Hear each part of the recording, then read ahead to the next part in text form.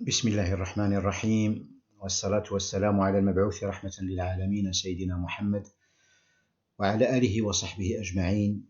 سبحانك لا علم لنا إلا ما علمتنا إنك أنت العليم الحكيم.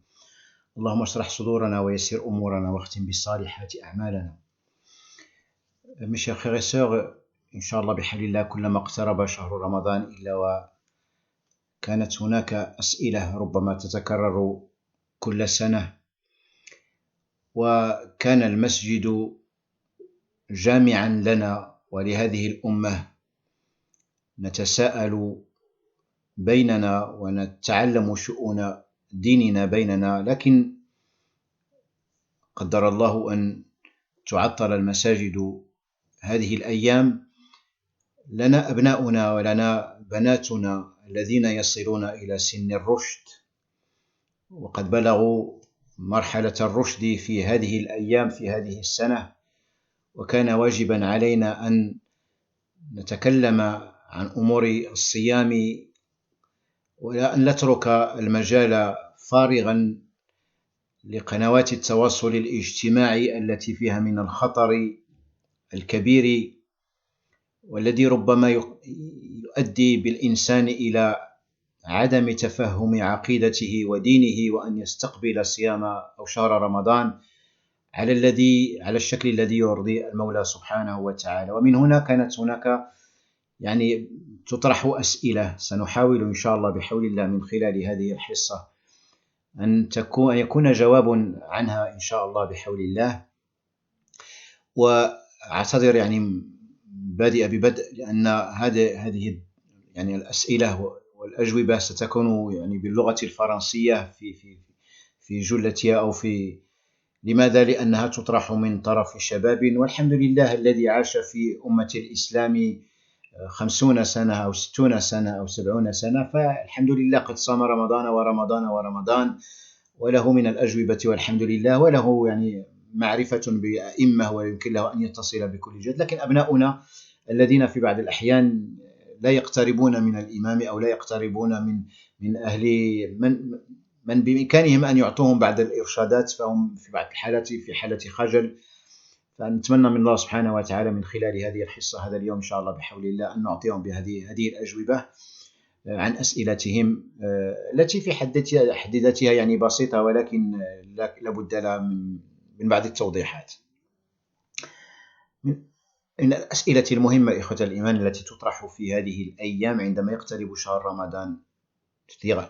Vous m'excuserez parce que j'aborderai le sujet beaucoup plus en langue française qu'en langue arabe, parce que nos enfants aujourd'hui dans cette nation, dans ce pays où nous vivons aujourd'hui, nos enfants parlent en langue française et peu parmi eux parlent la langue arabe.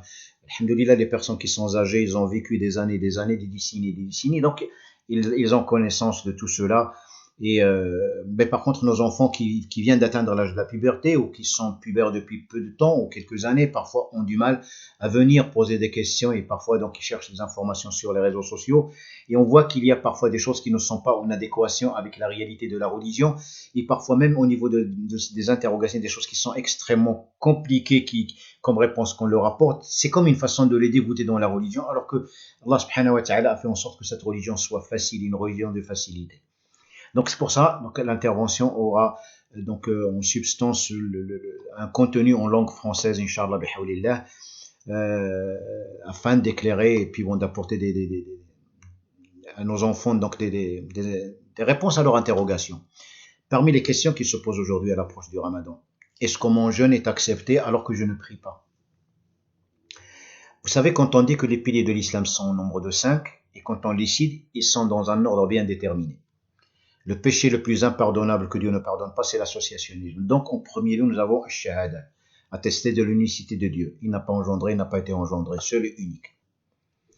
Deuxième pilier, la prière. Donc, la prière, c'est la première des choses sur lesquelles nous aurons à rendre des comptes selon le prophète, c'est la prière. S'il est accepté, le reste sera accepté. S'il n'est pas accepté, tout sera refusé. Mon troisième pilier, ce n'est pas le jeûne, c'est la zakat. Parce qu'il est au service d'une société. Il permet de répondre aux besoins des nécessiteux, afin de tisser les liens de fraternité. Et ensuite, nous avons le jeûne qui est une relation entre toi et ton Créateur. En dernier recours, nous avons ce qu'on appelle le hajj. Le hajj, si on n'a pas les moyens, ce n'est pas une obligation. Pour le mois du Ramadan, si nous sommes malades, nous sommes en voyage, nous pouvons manger. La zakat, si nous n'avons pas le nisab, qui est l'équivalent de 85 grammes d'or, on ne sort pas de zakat. La prière est un pilier qui n'est jamais annulé. On peut prier debout si on est en bonne santé, c'est une obligation. Si on est malade, on peut la faire assis, on peut la faire allongée, on peut la faire avec les yeux, on peut la faire en fonction de l'état de personne. C'est un pilier qui n'a jamais été annulé.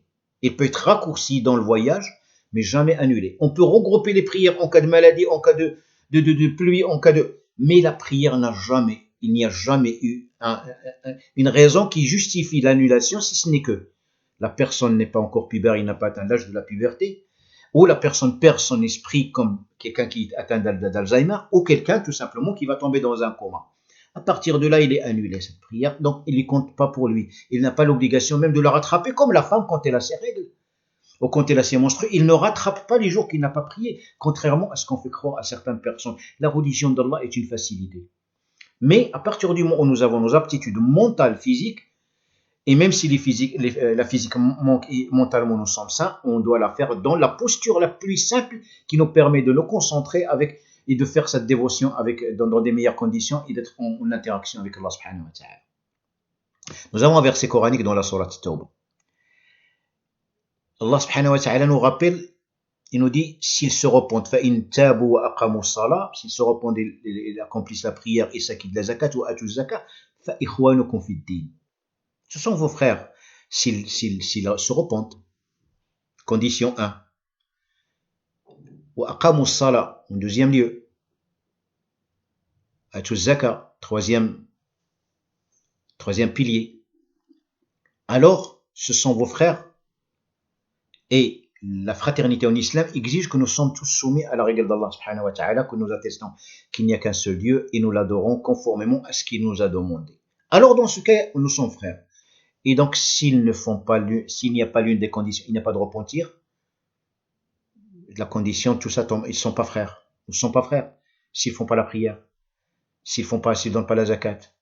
La zakat, Abu Bakr Siddiq, il a mené des expéditions parce que les gens n'ont pas voulu la donner. Et c'est un pilier qui est indispensable. Et la prière vient avant la zakat. Le prophète, dans un hadith, il nous dit que la différence entre nous et eux, c'est le fait d'abandonner la prière, de la laisser. Et celui qui l'abandonne est quelqu'un qui est associationniste ou qui est kafir, qui est un athée. Je n'irai pas pour rentrer dans les détails de kafir, est-ce qu'il est sorti de la relation qu'il avait avec Allah subhanahu wa ta'ala, on n'ira pas jusque là. C'est pas. Mais sachez tout simplement que le prophète parle de ce mot athéisme, petit, grand, mais il y a suffisamment à travers le verset coranique d'indices qui disent que ils ne sont pas frères des frères musulmans, des musulmans. Donc, quelque part, ils sont sortis de ce cercle. Alors, insan qui dit la ilaha illallah Muhammad Rasulullah, c'est une très bonne chose, mais on ne peut pas attester l'unicité de Dieu qui subvient à nos besoins, et derrière cela, on ne lui dit pas un simple merci, qu'on ne soit pas reconnaissant de ni'am. Donc, c'est une question qui vient fréquemment. Donc, on n'essaie pas de ruser avec Allah pendant la prière. Allah, il te dit, celui qui veut croire, croit, celui qui veut mécroire, mécroit. C'est ce que fait Surat al-Kahf. T'as la liberté, mais par contre, bon, Allah, il veut que lorsque tu viens vers lui, viens avec cœur, avec amour. Essayons un tout petit peu de nous préserver des protocoles et des mensonges. Donc, faire la prière pendant le mois de Ramadan, puis après terminer Ramadan, salut, salam alaikum, adieu. Mais dans ce cas, laissons lui son oxygène. Abandonnons, c'est ce qu'il nous donne. Abandonnons toutes les grâces, la lumière, le soleil. Pourquoi faire, prendre ce qu'il nous donne et non, il ne faut pas ruser avec Allah subhanahu wa ta'ala. Donc, c'est une des questions. La prière, oui, c'est une chose qui est très, très importante. Alors, parmi les autres questions qui se posent, c'est que, c'est quoi le jeûne? Parce que c'est bien de mettre cette définition avant de pouvoir poursuivre. Le jeûne, c'est s'abstenir de manger et de boire du lever du soleil jusqu'au coucher du soleil et de ne pas avoir de rapport charnel avec son épouse. Donc ça, c'est la définition. On évite tout ce qui peut donc nous annuler ce jeûne sans ces trois choses. Et vous verrez qu'à travers cette définition, on va répondre à d'autres questions. Est-ce que le dentifrice annule mon jeûne? Est-ce que le dentifrice est un repas que tu prends d'habitude? Est-ce que c'est un moyen qui te permet de te nourrir? Ce n'est pas le dentifrice qui peut éventuellement annuler le jeûne, c'est ce que tu peux avaler qui va annuler le jeûne, dentifrice ou pas, qui va rentrer dans ton tube digestif, c'est là qui va annuler le jeûne, peu importe sa nature. Mais à partir du moment où il va rentrer, il va annuler ton jeûne. Donc, comme le dentifrice n'est pas un moyen de s'alimenter, et que, comme d'ailleurs, un médicament qu'un dentiste va te mettre sur ta dent, à partir du moment où tu ne l'avales pas. Donc, le dentifrice n'annule pas le jeûne. Pourquoi? Parce qu'on ne le mange pas. C'est que Allah subhanahu wa ta'ala me précise dans le Saint-Coran, surtout dans la sourate al-Baqarah, quand il me parle du jeûne, il me parle, يعني علم الله أنكم كنتم تختانون أنفسكم, donc Allah subhanahu wa ta'ala, il me parle un tout petit peu, parce qu'il y avait une période, ils ne savaient pas s'ils devaient être avec leur femme, avoir des relations charnelles avec leur femme, il leur dit, oui, après le ftor, vous avez le droit d'être avec elle et d'avoir ce que Allah subhanahu wa ta'ala vous a autorisé en temps normal. وَكُلُوا وَاشْرَبُوا, puis ensuite il nous montre كُلُوا وَاشْرَبُوا, mangez et buvez. Et il précise la période où donc il nous montre un tout petit peu dans le verset coranique jusqu'à où il faut donc manger, buvez et donc pas de relation charnelle. Voilà les trois choses qui annulent le jeûne. D'autres peuvent interférer.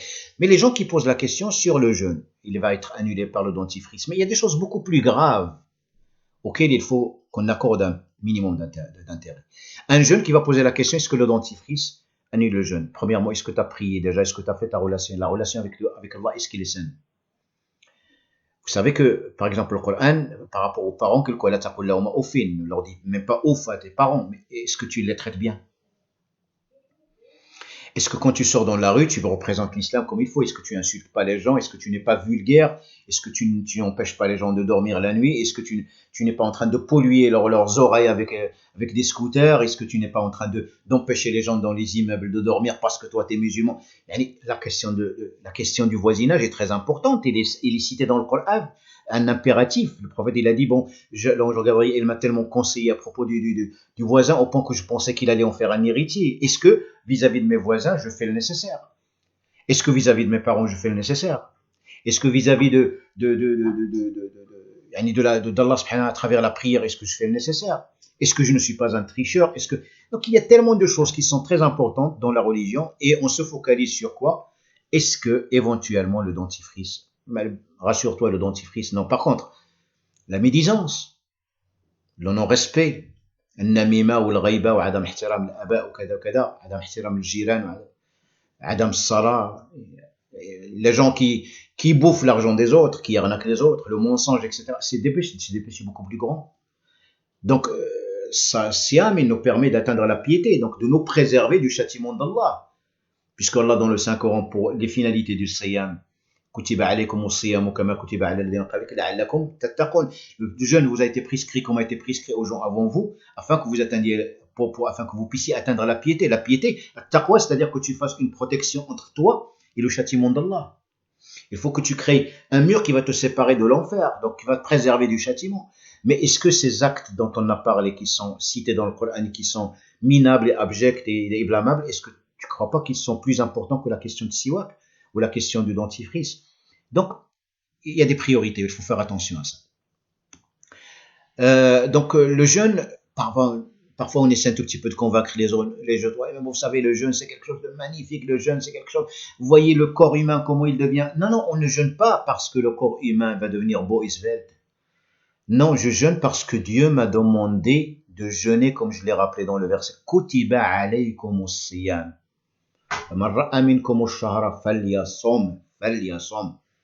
C'est une prescription divine, il faut partir. Je fais ça. Alors ensuite, si j'ai envie d'argumenter, de faire preuve d'ouverture d'esprit pour expliquer aux autres, ben là où aujourd'hui je peux dire, Dieu m'a demandé de jeûner, j'obéis à Dieu, et ensuite, on vient de voir que dans le jeûne, il y a des bienfaits, alhamdoulilah, mais 14 siècles, on voyait rien du tout. Mais les gens, tout simplement, ont fait ce que Allah a demandé, ce que le prophète leur a demandé, et c'est ainsi le musulman Je ne fais pas la prière pour faire du sport, pour devenir quelqu'un d'intelligent, etc. Je fais la prière parce que, premièrement, Dieu me l'a demandé, et je jeûne parce que Dieu me l'a demandé.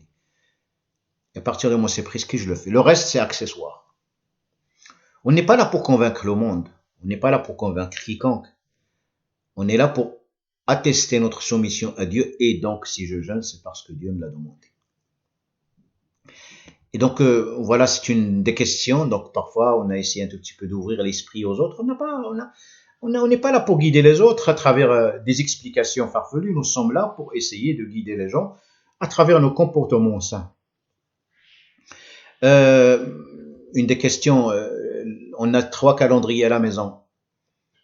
On a un calendrier de la mosquée Intel, le calendrier de la mosquée Intel, le calendrier de la mosquée Mousseba Anna, c'est notre communauté, il n'est jamais d'accord sur rien.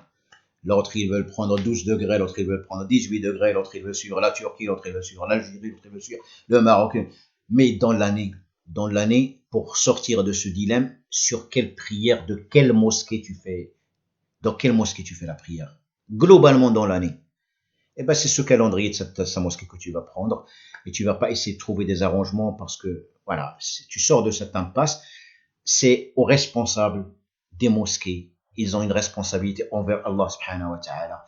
Et c'est à eux de prendre ce risque. Et c'est à eux de prendre leur engagement envers Allah subhanahu wa ta'ala. Mais toi, prends l'engagement par rapport au calendrier de la mosquée dans laquelle tu as été. Et toutes les mosquées, alhamdoulilah, malgré qu'ils sont fermés, donc il y a des choses qui ont été faites, ils sont en train de se faire distribuer, donc il faut contacter les responsables, ils vous enverront ça par PDF, par WhatsApp, par mail, alhamdoulilah, et même certaines mosquées sont ouvertes pour avoir ces calendriers sur place, donc il ne faut pas hésiter à y aller.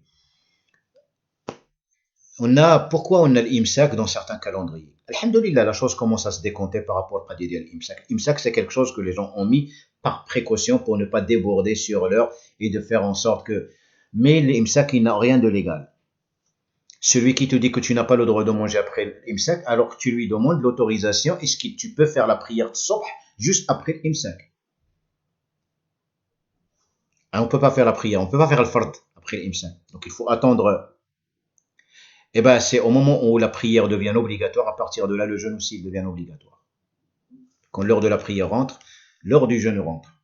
Et comme pareil, par exemple, donc quand il dit Allahu Akbar al-Adhan diyal Maghrib, c'est là où je mange. Je ne peux pas manger avant, je ne peux pas manger après. Donc l'imsak, c'est une précaution pour ne pas déborder. Et puis c'est bien de se réveiller un peu plus tôt. C'est bien de manger ce qu'on peut, ou au moins boire, même si on n'a pas envie de manger, d'avoir le temps de faire 2 rak'at, si jamais on n'a pas fait shfa' al-witr avant de dormir. Mais l'imsak n'a pas d'existence légale parce que celui qui veut l'instaurer, qui en veut l'instaurer, mais alhamdoulilah, globalement, cette année, on voit que cette habitude disparaît des calendriers, tant mieux. Pourquoi? Parce que, tout simplement... On va revenir sur cela. J'étais en train de manger, donc, et puis j'entends l'adhan, et puis bon, on n'entend pas l'adhan chez nous, bien que la question se pose, mais on n'entend pas l'adhan chez nous. Mais si j'étais à la mosquée, par exemple, c'est une question, je pense, qui a un rapport avec un dernier. J'étais en train de boire alors que au moment où je commençais à boire, l'imam il a commencé à faire, Mouaddin a commencé, tu continues à boire jusqu'à ce que tu termines et tu poses. Mais par contre, tu ne bois pas quand lui il commence à faire l'adhan. Donc à partir du moment où tu as commencé avant, il n'y a pas de problème, continue et régale-toi bien. Donc le mois du Ramadan, par rapport à nos jeunes, il y a des frères, des sœurs qui arrivent à un certain âge, mais qui n'ont pas des traces qui leur permettent de savoir donc s'ils ont atteint la puberté ou pas. C'est quoi la puberté? Donc c'est l'âge à partir duquel on va commencer à prier, à jeûner. Effectivement, on devient responsable et que le livre est ouvert pour hasanat et pour sayyi'at. Donc les fuqaha, nos docs, nos jurisconsultes, donc selon ce qui est dit dans le livre d'Allah, dans la tradition prophétique, etc. Donc nous précisent les limites. Donc ils sont 3 pour les garçons, 4e pour les filles. Donc il faut tout d'abord donc qu'on commence, par exemple, il y a la question d'éjaculation, soit pendant la nuit ou le jour, mais l'éjaculation est de sperme.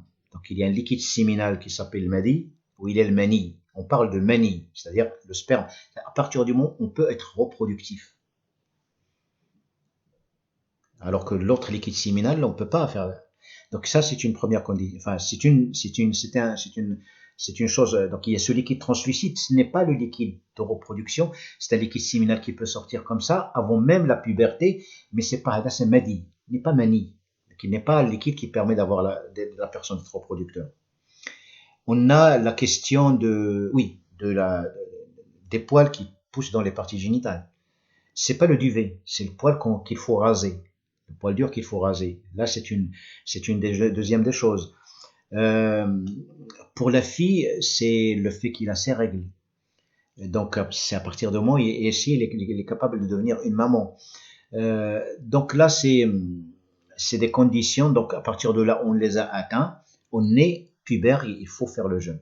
Mais si ces conditions ne sont pas réunies, eh bien, quand tu arrives à 15 ans, il y a 14 ans révolus, tu as terminé tes 14 ans, tu es rentré dans la 15e, alors à partir de là, même si tu n'as pas ces règles, ou tu n'as pas ces trucs comme ça, donc tu commences à jeûner.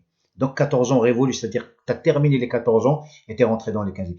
Quelle année? Ce sont les années hijriennes, sanawat les hijriya, pas les années grégoriennes que nous comptons janvier, février, mars, avril, mai, 2000, 2001. Non, les années par rapport aux années de l'hijr. C'est par ça on calcule le fait de sortir zakat, c'est par rapport à cela on détermine notre âge, par rapport à cela donc on s'est rentré dans la puberté. Donc voilà, c'est des choses par rapport aux nouveaux entrants dans le club des jeûneurs, et soyez les bienvenus, sachez que vous allez entamer un processus qui est magnifique, et sachez qu'Allah subhanahu wa ta'ala a dit une des portes du paradis pour les gens qui jeûnent. Alors faites en sorte de bien jeûner, Inch'Allah, et de ne pas gâcher votre jeûne. Si Dieu le veut, tout se passera très très bien. La question, par exemple, des gens qui sont mineurs, donc ils jeûnent pas. Les gens qui sont malades. On a aujourd'hui, malheureusement, et c'est pour ça vos papas et vos mamans vous disent évitez les sucreries, parce qu'aujourd'hui, on a des enfants qui sont diabétiques très très tôt. Le médecin est seul apte à dire si, les médecins musulmans est apte à vous dire est-ce que votre jeûne présente un danger ou pas.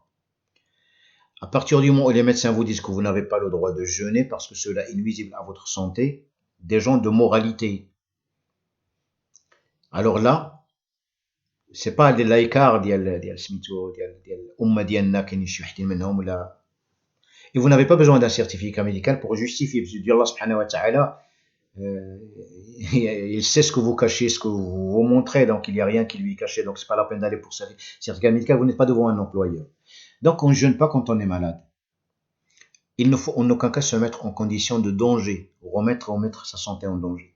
Des gens travaillent, puis ils se voient qu'ils sont en train de s'évanouir, qu'ils risquent de perdre les pédales, qu'ils risquent de rentrer dans le coma, mais qui te dit l'âme, nafs dialk, nafs al-bashariya, il est cher auprès d'Allah subhanahu wa ta'ala. Tu ne peux pas te mettre en condition de.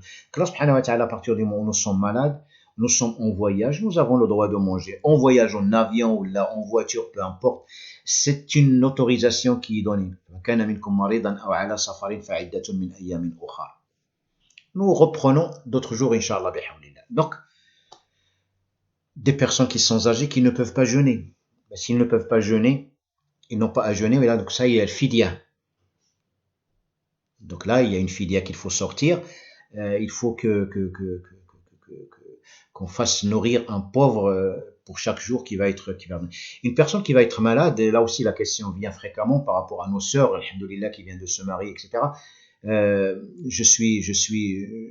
Donc je jeûne, et puis est-ce que si j'étais enceinte le Ramadan dernier, je n'ai pas jeûné, ou j'ai accouché le Ramadan dernier, est-ce que il suffit tout simplement de payer cette fidia pour ne pas jeûner? Non. Quand on est malade, pendant le mois de Ramadan et qu'on n'a pas jeûné, on attend quand on a la santé, on jeûne. Si par contre le médecin et les médecins disent que c'est une maladie chronique, qu'il ne guérira jamais, alors là on va sortir la fidia, bien évidemment. Si par contre il y a la chance de pouvoir guérir, on attend la guérison, on rattrape ces jours de Ramadan. Certains savants disent que si on n'a pas jeûné parce qu'on était malade, Et puis on a eu, après le ramadan, encore un peu de maladie, puis après on était sain 3 mois, 4 mois après le ramadan, donc cela veut dire qu'il nous est resté environ 5 mois ou 6 mois pour rattraper le mois. Mais pendant 6 mois, on était paresseux, on l'a pas fait. Le ramadan arrive, et puis bah oui, je me rappelle que le ramadan dernier, je l'ai pas. Mais ça n'a pas été fait par paresse. Donc tu es dans l'obligation, parce que le ramadan est arrivé le de l'autre et tu ne pourras plus rattraper, tu jeûnes ton ramadan, puis après tu rattrapes le ramadan que tu n'as pas fait, et chaque jour que tu n'as pas fait, tu vas sortir une fidia. Parce que tu avais la possibilité de rattraper, tu l'as pas fait. Donc, Allah subhanahu wa ta'ala, donc, quand on n'est pas capable de jeûner, on ne jeûne pas. Alors, quand vous voyagez et vous trouvez des gens qui sont en train de manger, ne leur reprochez rien du tout, puisque Dieu leur a donné cette possibilité. Des frères et sœurs, ils disent, bon, ben, je vais voyager, les conditions sont difficiles de voyager, parce qu'on a un hadith qui dit, bien, c'est une très bonne chose. Mais les savants qui ont un peu de lumière, qu'Allah subhanahu wa ta'ala leur accorde plus de lumière et plus de savoir, ils nous disent, mais regardez, le mois du ramadan, on a fait le mois du ramadan en janvier, on l'a fait en février, on l'a fait en mars, on l'a fait en avril, on l'a fait, toujours il y a un décalage, on l'a fait en été, on l'a fait en automne. Donc le mois du ramadan, il a, depuis 1400 ans, il a traîné sur tous les autres jours de l'année. Hiver, été, sur toutes les saisons. Donc sa baraka, il est partout. À partir du moment où tu as une excuse qui t'empêchait de jeûner et tu rattrapes le jeûne un autre jour, cette baraka est toujours là. Ne croyez pas que Allah subhanahu wa ta'ala ne sait pas ce que nous avons comme intention au fond de nous-mêmes. Il nous rétribue par rapport à ça. Celui qui avait envie de construire une mosquée, son âme brûle, son cœur brûle, mais qui n'a pas l'argent, mais qui est sincère, c'est comme il l'a construit. Donc au Ramadan, quand on est en travail, on ne critique pas les autres. D'ailleurs, en dehors du mois du Ramadan, donc des frères qui voyagent parfois. Allah subhanahu wa ta'ala nous a permis de raccourcir la prière. Il a fait en sorte que la prière du vendredi n'est plus une obligation pendant le voyage. Pourquoi on va sortir des itinéraires, des autoroutes pour entrer dans des villes encombrées afin d'aller chercher des mosquées? Allah subhanahu wa ta'ala nous a... Puisque vous avez l'habitude de le faire tout le temps dans votre vie, là vous avez une excuse, vous avez l'ajr comme si vous l'avez fait. Donc on continue. Pareil pour le jeûne. Donc par rapport à nos jeunes parfois qui ne comprennent pas pourquoi certains. Et là encore, quand on mange pendant le mois du Ramadan, parce qu'on est malade, parce qu'on a une excuse, parce qu'on est en voyage, essayons de faire ça de façon discrète pour que on ne fasse pas comprendre à l'autre qu'on est en train de se rebeller contre l'ordre d'Allah, qu'on est en train de propager la turpitude, on est en train de propager le blâmable, on est en train de se révolter contre Allah subhanahu wa ta'ala, et peut-être quelqu'un va réagir contre ça, va vous insulter, va vous dire quelque chose, et vous allez rentrer dans un délire qui n'est pas possible, mais en même temps respecter la sensibilité des autres, et ce n'est pas la peine de rentrer dans des provocations de ce style-là, donc soyons un tout petit peu vigilants. Nos femmes aussi, nos sœurs qui ont leurs règles, nos jeunes filles, vous allez avoir des règles pendant le mois de Ramadan. Allah il vous a autorisé à manger et votre jeûne n'est pas accepté si vous le faites pendant la période des règles, comme pour les femmes qui vont accoucher pendant la période des menstrues. C'est pas la peine de vous casser la tête. Allah il vous a donné cette autorisation. Il sait que votre corps est affaibli. Pourquoi vous? Allah subhanahu wa ta'ala vous a donné l'occasion de rattraper plus tard. Donc ne vous exposez pas au danger. Vous êtes malade, ne vous exposez pas au danger. Si le médecin vous dit que vous êtes incapable et c'est impossible de jeûner, alors la religion vous autorise à manger. L'imam ne peut pas vous donner cet avis. L'imam ne peut que c'est pour ça que j'invite d'ailleurs mes frères et sœurs avant Ramadan de faire rentrer des médecins dans nos salles de prière, et la communauté n'en manque pas, qu'on puisse poser des questions. Il y a des gens qui ont fait des greffes et ont besoin des médicaments bien de temps spécifiques. Aujourd'hui on a le problème de la glycémie. On a aujourd'hui 3 types ou 4 types de glycémie. Il y a une qui va permettre le jeûne, l'autre qui ne permet pas. Donc il y a des gens qui ont fait des opérations lourdes, il y a des gens qui sont cardiaques. Donc il y a des choses que seul le médecin peut éclairer, et à partir de là votre imam pourrait éventuellement se prononcer. Mais ne faisons pas les choses. Allah subhanahu wa ta'ala vous aime. Il vous a donné une amana à votre corps. Il faut qu'il reste sain afin que vous l'adoriez le reste de l'année dans des conditions qui sont propices et idéales. Donc la question de l'âge, 15 ans, j'ai dit, pour revenir à la question, c'est 15 ans. Si vous avez 15 ans, il est temps de faire le jeûne, Inch'Allah, bihawlillah. Est-ce que j'attends que l'imam, enfin le muaddin termine de faire l'adhan si jamais je suis dans une mosquée? Eh ben non, ben quand il dit Allahu Akbar, tu vois bien que tes frères et sœurs donc, commencent à manger. Alhamdulillah, donc ça c'est une très bonne chose. Est-ce que la cigarette annule le jeûne? Ben, bien sûr, la cigarette annule le jeûne. Il est même illicite parce que c'est quelque chose de nuisible pour la santé. L'alcool est dangereux pour la santé. Les jeunes aujourd'hui, vous avez envie de montrer fièrement que votre religion est une magnifique religion, c'est une très bonne chose. Donc, essayez de ne pas vous exposer au risque de cancer comme l'alcool expose au risque de cancer. Et c'est comme ça que vous justifiez la détestation de l'islam pour l'alcool. Il y en a d'autres.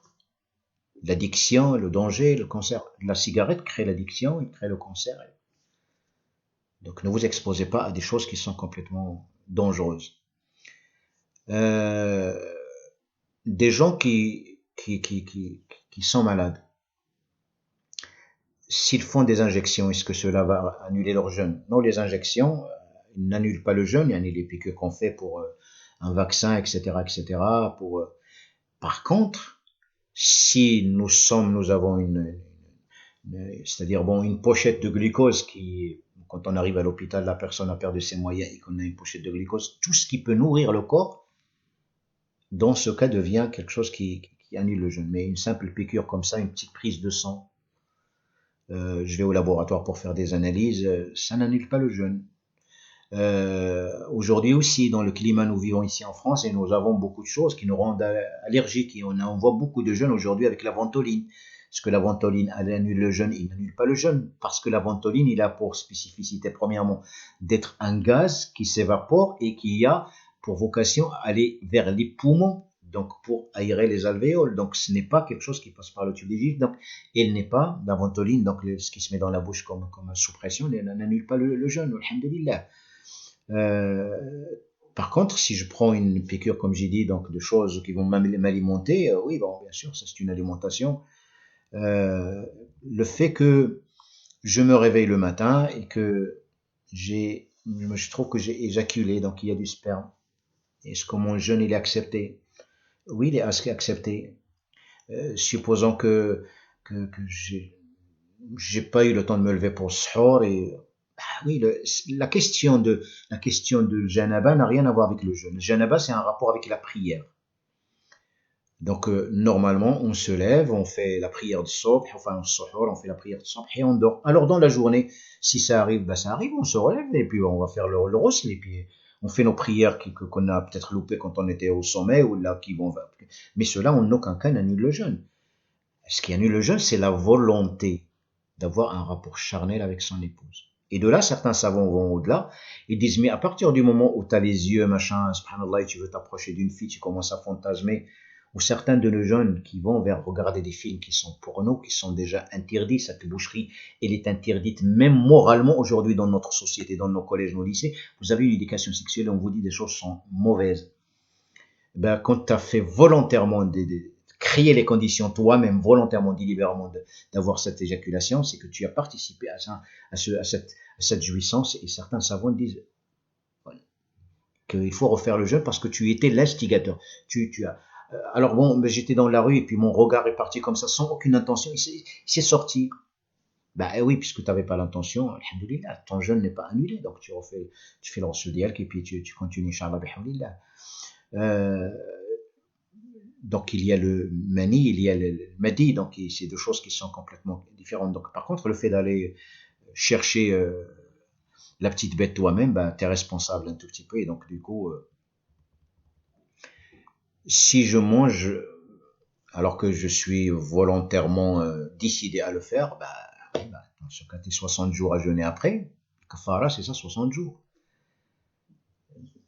Dieu ne t'impose rien du tout, donc la prière et l'adoration, c'est quelque chose. L'adoration, c'est quelque chose qui se fait par amour d'Allah. Allah, il te demande rien du tout. D'ailleurs, puisque ça se fait par amour, ce n'est pas la peine de se réveiller le matin du mauvais pied, de hurler, de crier, de frapper, d'insulter. Et sachez que si vous devriez devenir un problème pour les autres, autant ne pas jeûner. L'islam est une religion de paix et d'amour et d'entente et de concorde. L'islam n'est pas une religion, donc si ça, je manque de nicotine. Mais cool. Laisse le monde vivre normalement. Ne détruis pas cette religion parce que tu prétends être jeûneur. Ne prétends pas, ne casse pas la religion, ne casse pas les musulmans, ne casse pas parce que soi-disant tu jeûnes. Bzat, comme on dit chez nous en arabe. Somme, c'est pas un jeûne ça, c'est tout simplement une mascarade. C'est une façon de vouloir un tout petit peu te défouler sur le monde. C'est les gens qui font ça, c'est des psychopathes, c'est des malades. Ne pas jeûner et reste au moins sourire. Avec ton sourire, peut-être que quelques-uns vont te prendre pour quelqu'un qui jeûne et dit, Masha'Allah, les musulmans quand même. Mais si avec ton mauvais comportement, tu vas dégueulasser la religion. Alors que le professeur sallam dit quand il allait utammima makarim al-akhlaq, je m'étais envoyé que pour parachever le meilleur des comportements. Il est où ton meilleur comportement? C'est une abstinence. Il faut s'abstenir de manger et de boire, mais par amour, avec une volonté d'avoir l'agrément d'Allah. Mais tu n'auras pas l'agrément d'Allah en agressant les autres. Donc arrêtons ces mascarades. Tu ne jeûnes pas pour les autres. Si tu as envie de le faire, c'est pour toi-même, devant Allah subhanahu wa ta'ala, tu trouveras ta récompense. Mais n'embête pas les gens, ils n'auront pas la vie impossible à ton père, à ta mère, à ta femme. Non, non, c'est pas la peine, c'est pas la peine. Voilà, donc on a parlé des choses comme le fait de vomir. Ça peut arriver. Tout d'abord, l'islam, c'est pas. Normalement, on se gave pas. Le professeur Hassim nous donne une règle simple. Le stomac de l'être humain, il faut qu'il soit divisé en 3 compartiments. L'un tiers avec l'air, l'autre avec l'eau et un tiers avec la nourriture. Si tu jeûnes pour te gaver la nuit, si tu vas prendre du poids pendant Ramadan, sache que ton jeûne, il a un petit problème parce qu'on ne jeûne pas pour bouffer, on jeûne pour adorer. Alors si tu te sens ballonné au point que tu as gonflé pendant le mois de Ramadan, franchement, il faut se poser des questions.